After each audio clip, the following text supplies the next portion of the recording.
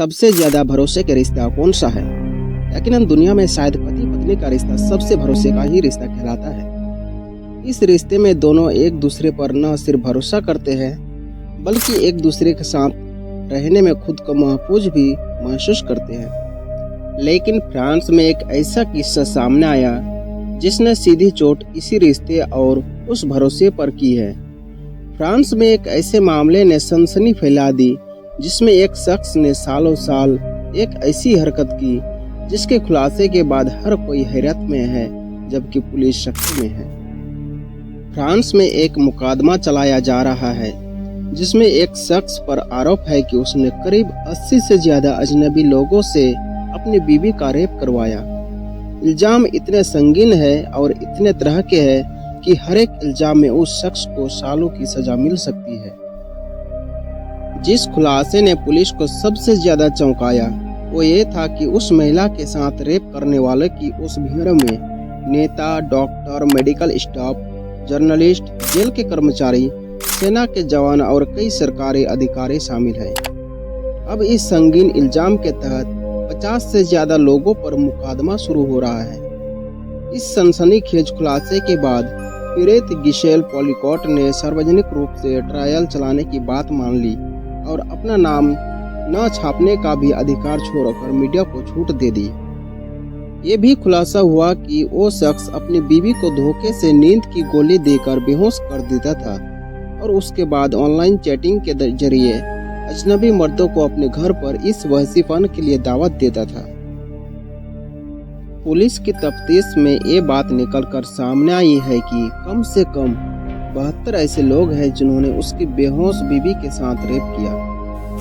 The guardian में छपी report के मुताबिक 71 साल के डोमिनिक पॉलिकॉट नाम के उस शख्स के साथ साथ 50 और लोगों पर मुकदमा शुरू हुआ।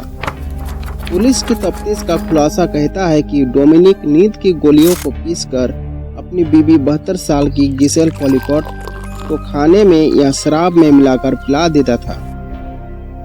दवा के असर में आने के बाद जब वो पूरी तरह से बेहोश हो जाती थी तब वो ऑनलाइन चैटिंग करके अजनबियों को अपने घर आने की दावत देता था।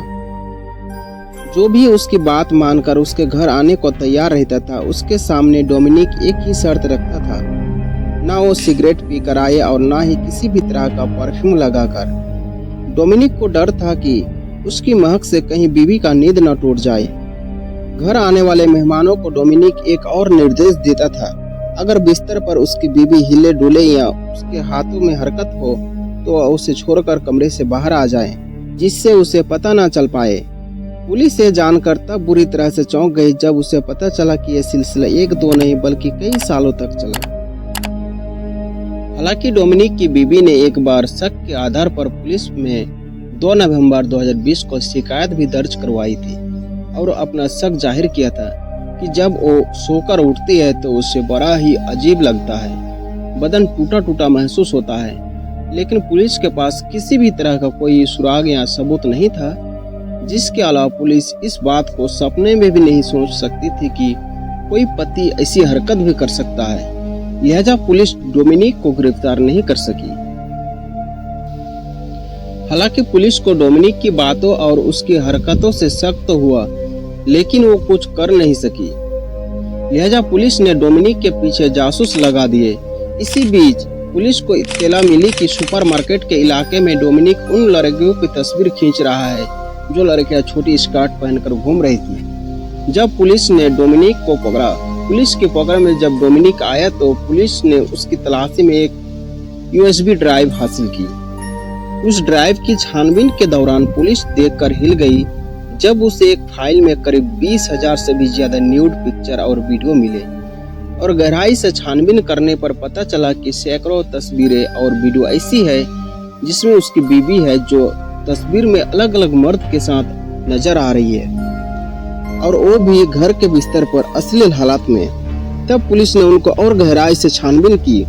खुलासा हुआ कि 100 से ज्यादा बार डोमिनिक ने अपनी बीवी को अलग अलग मर्दों से रेप करवाया।